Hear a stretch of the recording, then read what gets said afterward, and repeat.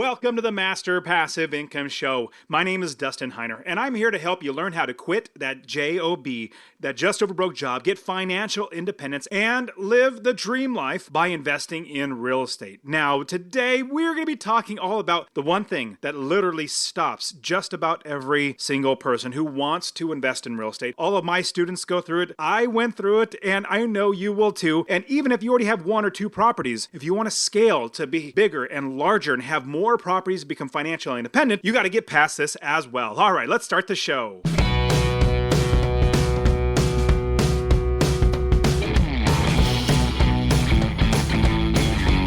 Welcome to the Master Passive Income Podcast, where we talk about investing in real estate with a special focus on making enough money so you can quit your job and live the dream life.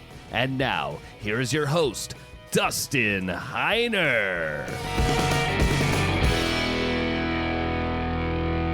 Hey, what's going on? Super pumped and blessed as always to have you here with me on the show. Now, I actually haven't talked about this topic for a while now. I mean, this topic is such a fantastic roadblock, like fantastic in a hard way, in a rough way. Like it literally stops every single person. And really what it comes down to is unknown and fear. Two different things, but they go together.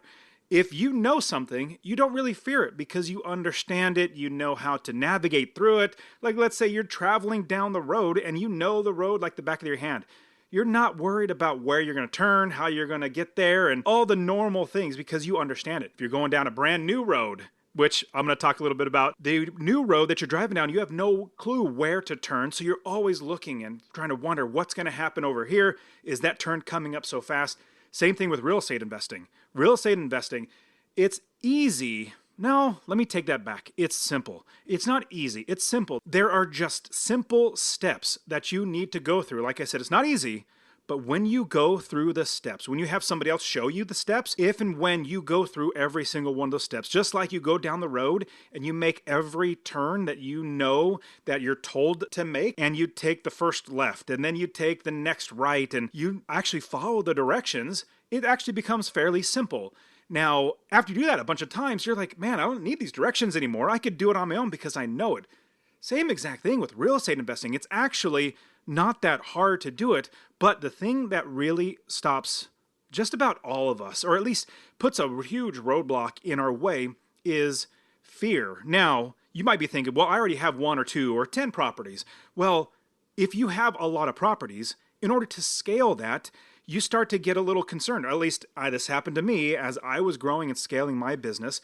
I got concerned, like, what if I get too over leveraged? What if I hire the wrong people? What if this and what if that? Because as you're scaling, just like when you're buying your first one, there's unknown things that pop up. And this is what this episode, actually I'm going to do 2 episodes this week and next week, 2 different episodes on the subject of getting over these hurdles of unknown and fear so that you can invest in real estate, buy your first property, or if you already have 10 properties, how to scale your business and how to do it right. Now, I'm going to quickly share with you what I'm doing. As you're listening to this, I am literally taking my family on a 35-day road trip around this central part, not Central America, the middle of America, I guess you could say. We're going from Phoenix, Arizona, taking a travel trailer. I think it's like 36 feet travel trailer, renting it. I was thinking about buying it, but decided not to because I've never owned one, never driven in one, never taken one.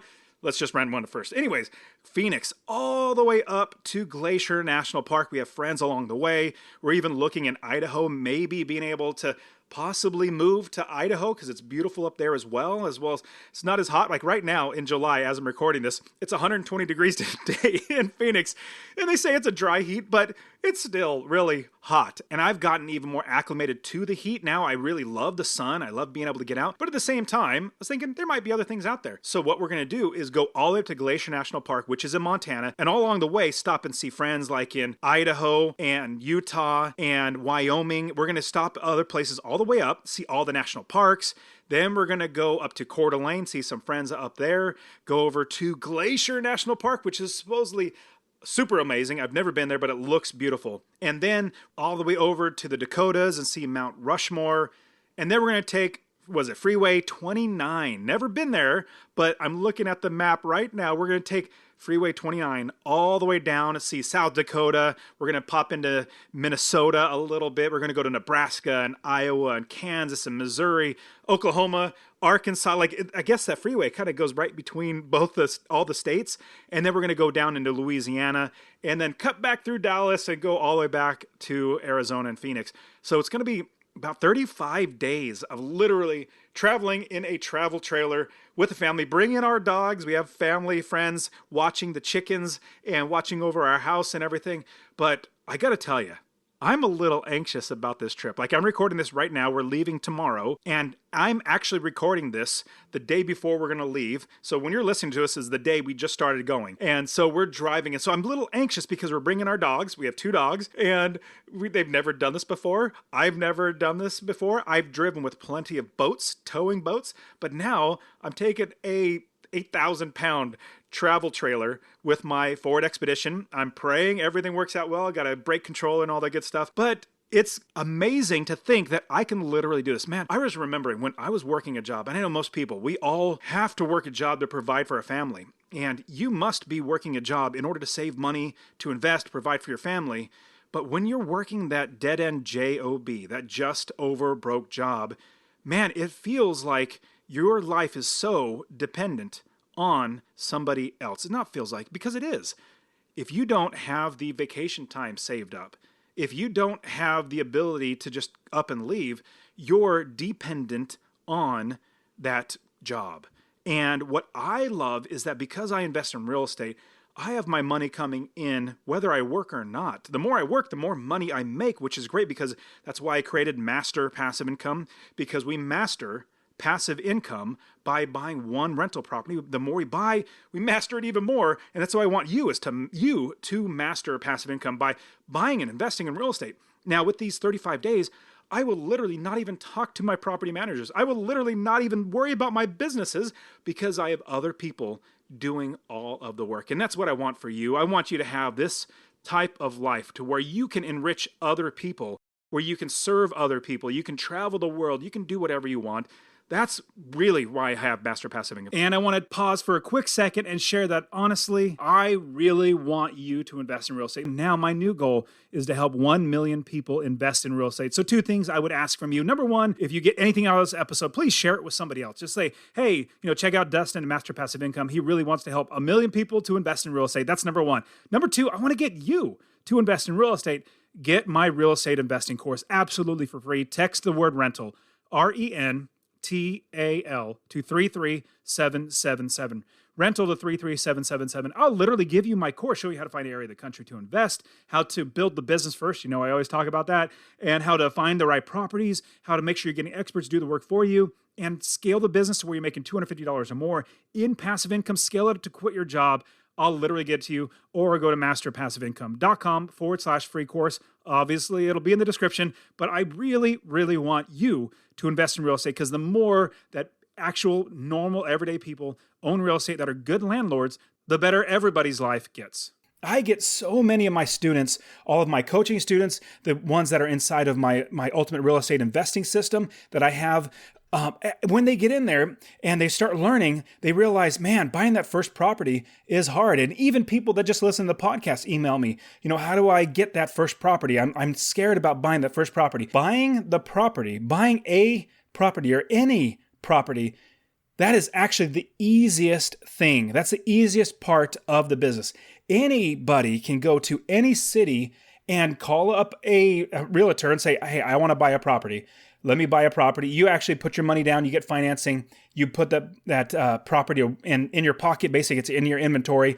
You actually now have a property that you could rent out. As you rent that out, you start losing money. What a big letdown, because you didn't build the business first. You didn't find the right area to invest. You didn't find the property managers. You didn't find contractors. You didn't know which properties to buy, which ones to stay away from, which ones are good deals.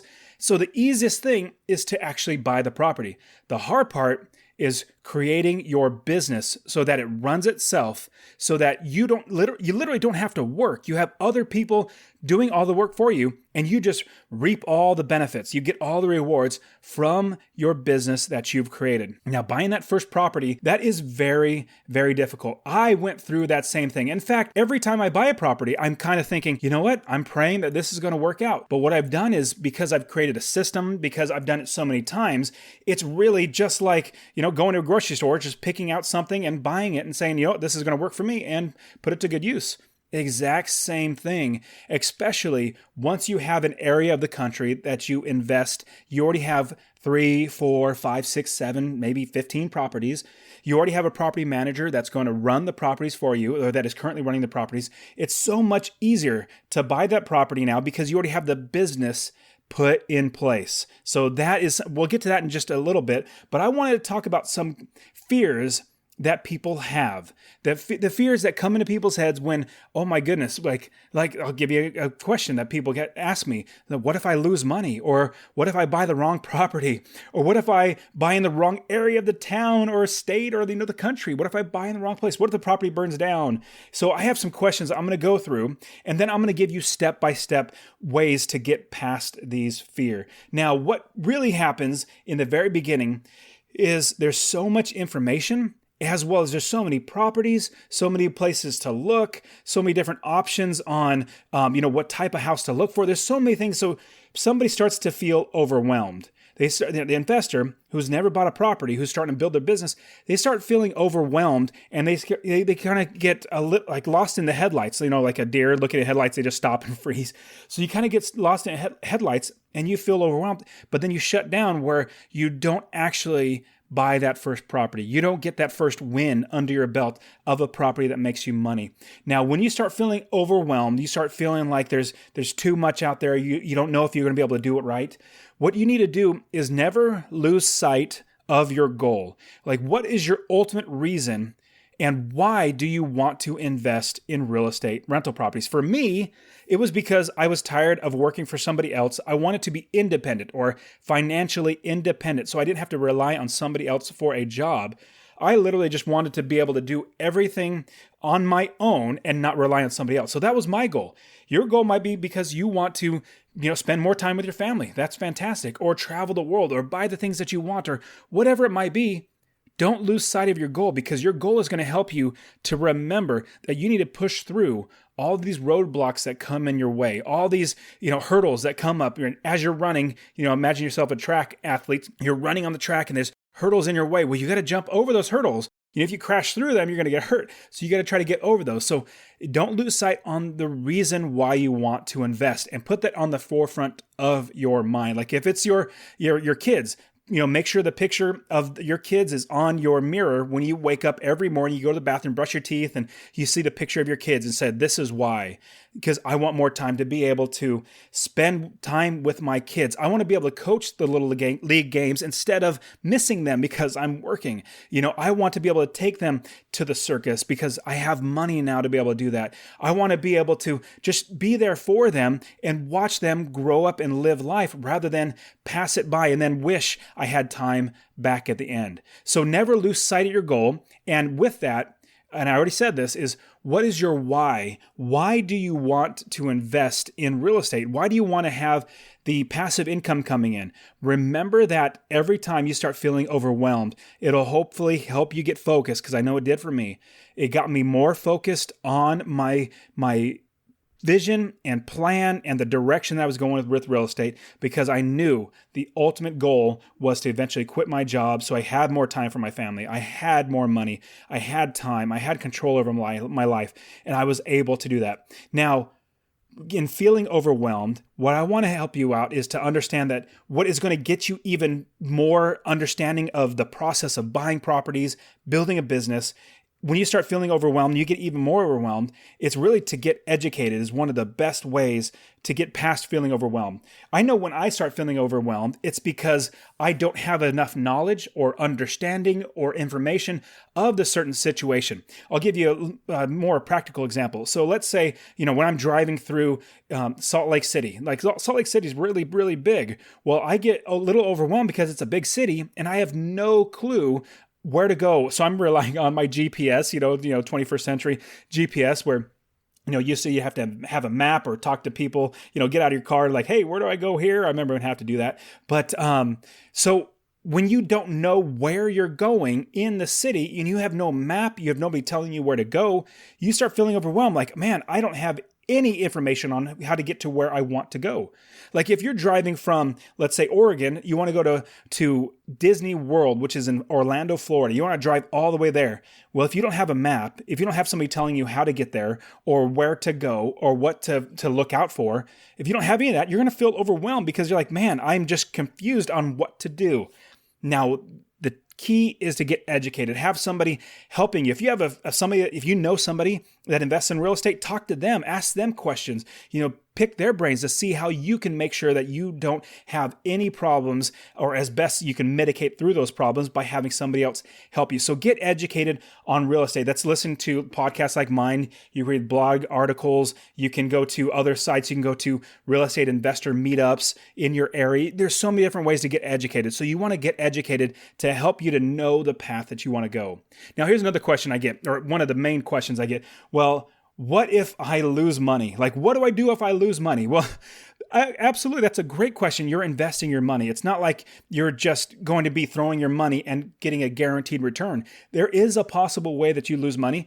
But what we do at Master Passive Income and what I teach all my students is what we want to do is mitigate as much as we can from losing any money. Now, the way to do that is not to invest to flip a property where you hope appreciation is actually going to make you money. You buy low and you sell within 6 months and you flip the property, put money into it, make it look better. And then we don't do that.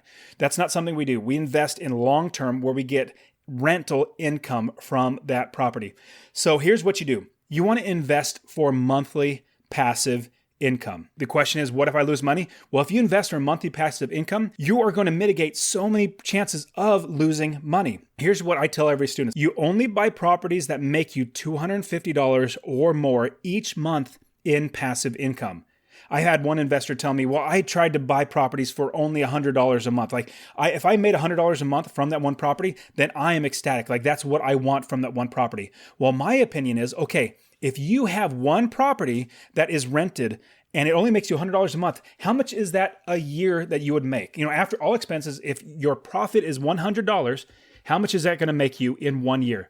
Well, 12 months out of the year, you're only making $100. How much is that going to be? That's going to be $1,200 or $1,200. Now, in my opinion, that is really not that much money. $1,200 if you have an $800 mortgage and you have an eviction, or you just have the tenant move out for 1 month, that's $800 of your $1,200 eaten up. That's only $400 extra. God forbid you actually had 2 months that you had a tenant out. Well, you're actually losing money now. And so what happens if you have the furnace go out and you needed to replace that? And that's going to cost, $1,500. Well, that's going to eat up your entire income for the entire year. So, but if you invest for $250 or more each month in passive income, you are going to mitigate all those problems of having the possibility of actually losing money. Now, along with that question is, what if I lose money? You want to do your research. Before you do anything, before you buy a property, you want to do your own research. Number one, like I said, when you're feeling overwhelmed, get educated. But number two, you need, or with losing money, what if I lose money? You want to do your research of the area. You want to do the research of the types of property that are for sale, research on what type of property managers are there, how much they charge, what type of inspectors. You want to look at what type of clientele is actually going to be there. If they're going to be, if there's a higher crime in certain areas of the city or not. So do your research so you understand the entire market before you buy. I invest in a lot of different places across the country. And what I do is I try to find out as much as I can about each state and each city and each even neighborhood that I invest in. I even know the zip code, in this particular zip code, this is where the bad properties are. There's more crime here, or it's harder to collect rents and stuff like that. But in this other area code, zip code. This other zip code is actually a really, really good area, a really good zip code that I want to buy property. So I know the area as best I can. And the way I do that is by talking to people, doing research online. And that'll go way outside of the scope of this podcast. So let's move on. Now, another thing is, if somebody asks, well, what if I lose money? Well, we want to mitigate losing money. And another one is, along with getting educated, is you want to work with other investors in like a mastermind or a real estate investor meetup. You want to get with other investors to talk to them about what's working for them, what's not working for them. Maybe they're selling a property, they're moving into apartment complexes, and they need to sell a property or two properties, and they're good properties, but they can work great for you, but it's not for them because they're moving up to apartment complexes.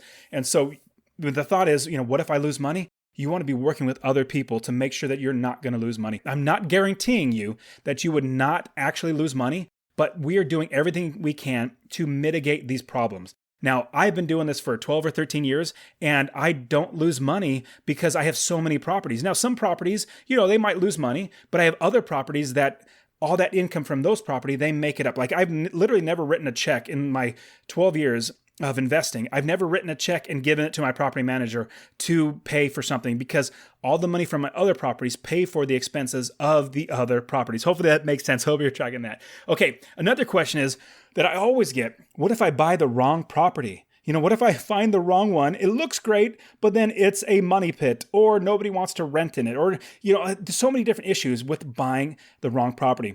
So my key to that, to getting out of this issue or thought that you're going to buy a wrong property is, along with doing your research, builds on with that, is you build a team. You build a team of people around you that are going to help you, number one, find the right property, buy the right property, inspect that property, make sure you have everything fixed up right, and finding good tenants and collecting the rents. So as I just went through that list, you're going to find property managers, you're going to find realtors, you're going to find inspectors, contractors, roofers, plumbers, electricians. You're going to find all these people so that at any given time, you can call them up and say, hey, I need you to do this, or I need you to do X, Y, Z, or whatever it might be. And especially your property manager, that's your quarterback of your team. Think of like a football team. The quarterback is a leader. You want your property manager to be the quarterback to lead everything so that you make money. Now, also, if, the question is, what if I buy the wrong property? Well, you need to protect yourself from those problems. And protecting yourself from buying the wrong property and buying the problem properties is you actually have inspections on the properties from home inspectors, roof inspectors, plumbers, property managers. So basically everybody you build on your team, you're going to have them inspect the property. Now, not just have them inspect their one thing. Like I'll give you a pro tip here. If you are having somebody work on the toilet, there's a toilet that needs to be fixed.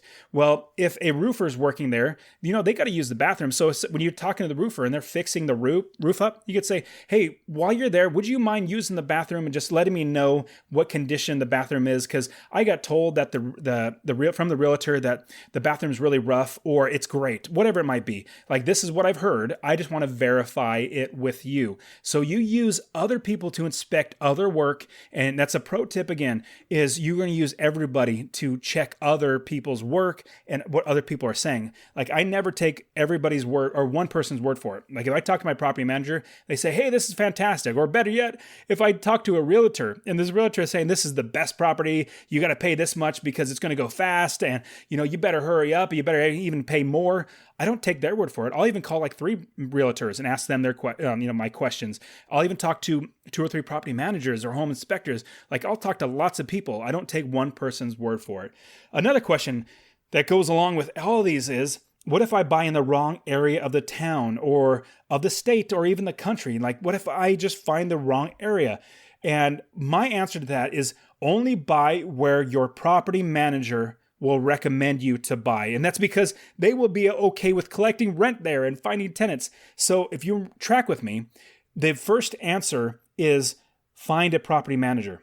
If you're looking at a town in the country and in the state, you find a certain city or a town, Do not buy a property until you have a property manager who is actually going to make sure that the property is taken care of on a day-to-day basis. Now, if your property manager will not manage that property, that's a good indication you probably shouldn't buy it. Maybe you might need to find a property manager that will. That could be the case, but at the same time, they're going to give you reasons why, like, hey, it's just a rough area of town. Like, even in the middle of the day, it's hard for me to go over there without, getting concerned that somebody's going to have, I don't know, some kind of crime or whatever happened. And so and here's the key, another pro tip I want to give you. You want to make sure when you go into a certain area, you talk to as many property managers as you can, find the one that you would like to work with, and then work with them on the property. With all my students, I give them unlimited access to me on looking at deals. Like, I'll analyze deals with them. If they're in my coaching package, I say, you send me your deals, I will analyze them with you. And I get those deals that, not deals, but like the properties, they come to me and say, hey, what do you think about this property? My first question is, what did your property manager say? Like, I can do my own research, but I'm only using research that's online, but I'm not going to be calling property managers because that's your job. Once you have your property manager, my question is, what did your property manager say? How much rent are you going to get for the property? How likely is it going to be rented? Are they concerned about the property? Do they like it? All these sort of things. Basically, what does your property manager say about the property? And this is a pro tip, but it's common sense. Like, if your property manager doesn't want to collect money from there because they're saying, I'm concerned about my safety, that might not be the best place for you to buy. It could be. I'm not saying don't. You could still make money, but that gives you an indication of what type of property that you're getting into. It gives you a little understanding before you actually buy the property. Now, the next one is, along with what if I buy in the wrong town, the state, or country, is you need to research your area, and that's by talking with everyone that you can come across. Even looking on Craigslist for other rentals in that area. Call up that person that is either the landlord or the property manager and say, hey, I'm an investor. I'm looking at buying this area. Do you have any properties that you'd like to sell? And as they're talking, maybe I do, maybe I don't. And then with that, you say, well, so how is the area? Should I be concerned about any areas? What do you think about the crime here or the schools or all that sort of stuff? So talk to everyone about the area before you buy. Remember, we're building the business first and then buying the property. Now, here's another question I get. What if the place burns down? Like, what if, and along with that, what if I get bad tenants that actually tear up the place? So we'll answer the first one. So what if the property burns down? Well, get landlord's insurance. Just like with every property, you have your car insurance, you have your home policy for your property that you live in. If you're renting, you have renter's insurance. Get landlord's insurance, not just homeowner's insurance. Get landlord's insurance because maybe it might not actually cover for a tenant living in the property. And you don't want that where all of a sudden you realize, oh no, I had a tenant in there and they're saying I can't get, the property burned down and they're not going to cover it because there was a tenant in there and I didn't have a landlord's insurance. So make sure you get landlord's insurance. Now, the next question quickly is easily, the next question right after, place burns down is, well, what if I get bad tenants? What if I find a tenant that is actually a bad tenant, tears up the property? Well, here's the big key. Do a background check on all applicants, every single applicant. And here, I'll give you another pro tip. Even if the applicants in that area, which I've had property managers tell me, well, in this area, people are not going to pay $30 to apply because, they don't have that much money. It's a rundown area. I pay for, if the tenants do not want to pay for the background check, I will pay it. I will pay $30 for a background check to save me $2,000 on an eviction. Wouldn't you do that? Wouldn't you be sign me up? Your hand will be right up. You'll say, sign me up. I'll give you $30 to save $2,000. Absolutely every time. And so I've even had people lie on the application. They look fantastic on the application, but after I run the background check, I find out they've been evicted 4 times in 3 years. Well, I don't put them in my property because I don't want to be the 5th time. So you want to do a background check on all applicants. Now, along with the bad tenants, what the question that I get after that is, even if I get good tenants, what if they tear up the place? The first one is that bad tenants, I'm going to have to evict them, obviously. Hopefully you mitigate from that by doing a background check. But what if the good tenants actually tear up the place? Well, again, do a background check. Absolutely do any question that I get from any student that says, what if this with tenants? What if that with tenants? Is run a background check and pick the best tenant that you feel is going to be taking care of the property, that's going to be very truthful and honest. So I mean, I can't say it. This is a pro tip, common sense, but most people don't do it. Run a background check. Now, that's criminal. That's what's a financial background check. You see their credit score, see how much debt they have and all that sort of stuff, but also eviction. You want to see all of that. Now, what if they tear up the place? If you do a background check, you're mitigating the chances. But here's the thing. If they do tear up the place, it's really the cost of doing business. Hopefully you're making $250 a month. So if they tear up the place, it's going to maybe cost you, $1,000 to fix up the place and get it rented again. Well, you've made $3,000 in the 1 year and $1,000 on the changeover. Okay, that's a bummer. But let's say you're only making $100 every single month and you're making $1,200 total. Well, $1,000 fix up, you only have $200 left over. So anyways, all that say, do a background check. You want to make sure that you mitigate potential issues with tenants. All right, guys. So now we are coming to the end of the show, and I realize there's so much more to talk about. There's so much more to share. So I'm going to put this into 2 different parts. Come back next week. You're going to listen to the other part where I'm going to go through the actual process that you need to go through to get over the fear and get your first property. So come back next week and learn more about how to get over the fear of buying that first property. And that is it for today. Go ahead and get my free real estate investing course. Text the word rental to 33777. RENTAL to 33777. You can also join my Real Estate Wealth Builders group coaching. Get all my courses. All right, guys, we'll see you in the next show. See ya.